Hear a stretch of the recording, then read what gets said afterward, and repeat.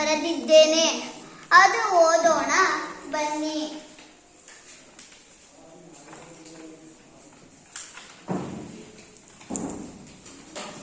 ದಿನಾಂಕ 18/9/2024. ಸ್ಥಳ ಅರಿಶಿಣಗೆರೆ.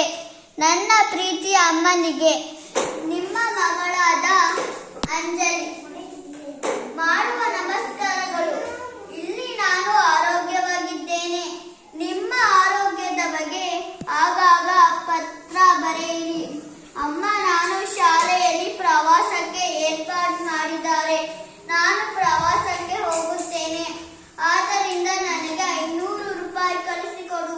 ಅಮ್ಮ, ನನಗೆ ಏನಾದರೂ ತಿಂಡಿ ಮಾಡಿ ಕಳುಹಿಸು. ಹಾಗೂ ಅಪ್ಪ ಅನ್ನು ತಂಗಿಯನ್ನು ಕೇಳಿದೆ ಅಂತ ಹೇಳು. ಅಮ್ಮ, ನಾನು ಪ್ರವಾಸಕ್ಕೆ ಹೋಗಿ ಬಂದ ನಂತರ ನಿನಗೆ ಪತ್ರ ಬರೆಯುತ್ತೇನೆ. ಇಂಥ ನಿಮಗೆ ಪ್ರೀತಿಯ ಮಗಳು ಅಂಜಲಿ.